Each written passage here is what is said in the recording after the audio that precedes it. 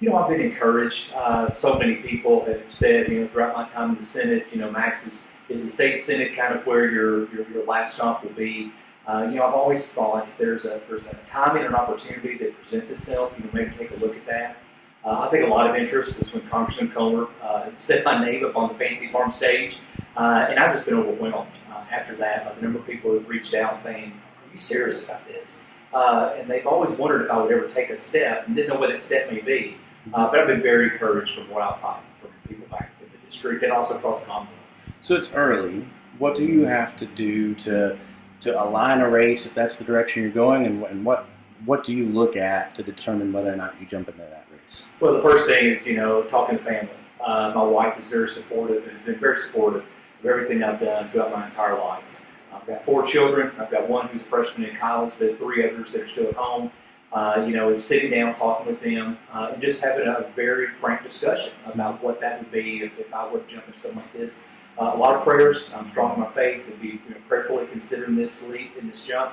And then, trying to just talk to people in different sectors across the Commonwealth, just saying, what are you looking for right now? Talking to people. I've tried to listen during my whole time as a state senator for people, from advice and just, ways that we can make the Commonwealth better. And I'm hearing from a lot of people that have expressed a whole lot of range of emotions, and I think I can tap into a lot of the sentiments that are out there right now. What are those sentiments that are out there? A lot of frustration. It is a lot of frustration from people in my Senate district, a lot of frustration from people just across the state that are, tired of just, what's being played out, from the executive branch, with the governor, and also from the federal government. I think a lot of people right now don't trust government. I think they're looking for someone that they can relate to. I think they also want someone that brings common sense. I think they're looking for someone that wants to get the economy up and going. They want to get the workforce there. And I think that's been one of the issues. We're talking about a $1,500, enticement to get people to work. The working class do not want to see that. They've dealt with COVID. They've been working every day through this. And I think there are also people that just want a fighter. They want someone that's going to stand up for their values, for their beliefs. And I think I can do that. I think that I'm the type of person that can relate, to people that have gone through this. Once again, I've been a parent. I've been a husband. My wife's a small business owner. I've worked in business myself and to see what there's there, that people really want in this next, possible, jump into being a governor. So do you think those experiences create enough diversity amongst Republicans? I mean, most Republicans are going to be pretty close to the same page that you're at. And obviously, it's a Republican primary. So how do you find the differences there in a primary? I've been challenged in a Republican primary. I kind of went the unconventional step of running against an incumbent with my own party. And I think because of that, I don't know if any of the other candidates who've been mentioned, to run for governor in the Republican Party have done such as that. And I know what that's like. I'm not afraid of the challenge. My mother was a women's college basketball coach for 32 years. And if there's one thing that I was taught, is to be competitive, to set goals. And if you want this to go out and earn it, you've got to win this in the trenches. And I think we're probably going to have, many of us along the same lines and maybe what we stand for.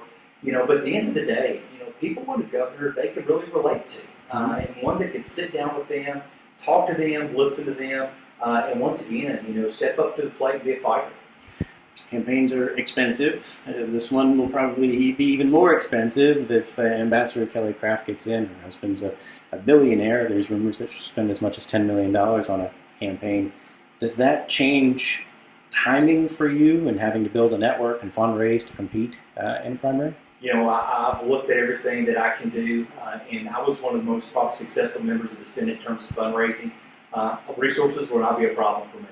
If I'm in this, I want to be in it to win it. And once again, we're talking about craft money. For everybody else who's talking about this, I'm not for sure if you could combine all of our money and put as much as the crafts may want to put into this. And I think at the end of the day, people want someone who's going to go out and talk and relate to them.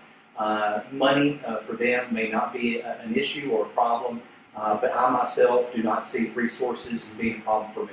You said a moment ago you're in this to win this. There's from the Fancy Farm stage. There's speculation from Mike Adams that Mike Harmon was in the race to run for lieutenant governor. You're saying you're in this to become governor of the Commonwealth of Kentucky. if I step in this race, it's to win.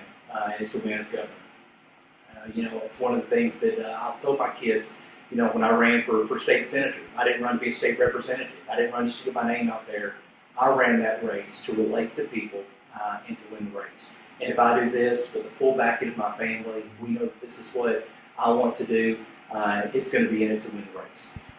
Tell me about your relationship with Jamie. Obviously, you're from Campbellsville, so you're not quite West Kentucky, but that is a fast-growing area of Republican support. I mean, every year you're doubling registration for Republicans in that area, sort of a must-win area. Does Jamie come in to help you in a potential campaign, or what do you expect from other folks like Jamie? Well, I will say this: I'm not for sure about a Jamie Comer endorsement per se. I think a lot depends on what happens with that field. But with Congressman Comer mentioning my name on a Fancy Farm stage, I think that did elevate people and kind of perk their ears up, saying, "Wow, Max Wise, this may be interesting." Congressman Comer and I have been friends for a long time. Monroe County, Taylor County is not too awful far apart.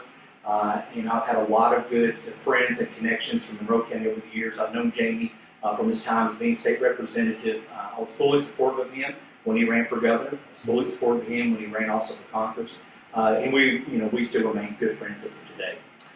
There was some speculation a few years ago that you would run in 2019 with Jamie, back when there were slates. Of course, this year is different, and 23 is going to be different. There's no longer the mandate for slates until after the nominating process.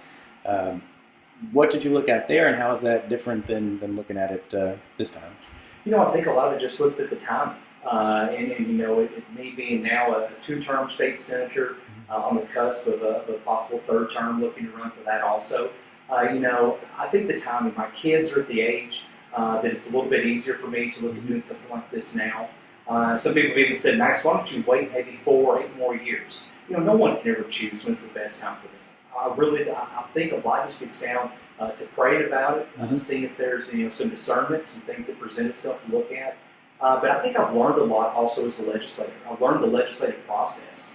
When you step in your first year or two, you're kind of drinking from a fire hydrant. But then after that, I think you kind of get comfortable with understanding how the Senate works and working with House members, trying to get bills passed through. And I think it's set myself up. I've networked very well in my position that I'm in. And I feel that this, may be the right timing for me.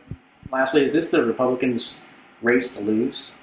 I think we've got a deep bench. If you look at right now, even down ticket races, I think you look at this race for governor, that's one of the things we can say as a Republican Party right now. We're growing in strength, we're growing in numbers. I think also people want a voice from out in the rural part of the state. I look at West Kentucky, I look where I'm at, South Central Kentucky. I think people want a fighter. Look what Donald Trump tapped into. A lot of frustration, and people want a voice. I think I could tap into that. I really believe, and I'm not saying I can't relate to people in northern Kentucky and also the urban areas and suburban areas. I think I can. I think I'm the type of candidate that can truly sit down with people and say, "Here's my story. Tell you who I am. I'm a Christian, I'm a husband, I'm a father. I've also dealt with issues that probably a lot of families dealt with. I had a family member die of drug overdose. I had a son that was diagnosed with stage 4 pediatric cancer. All of these things, I can relate to a lot of people and tell a story of who I am. And I think that's what people want in a governor. They want someone that they can say, "Hey, this guy has got an interesting story. He's married for his wife for 20 years. He's got some things there that maybe Kentucky wants and Kentucky needs." Yeah. So at that point, you think that this race might very well on the Republican side and the primary side be almost about personality. I think it can be. I think a lot of times we look at personalities of individuals, who decided to jump in.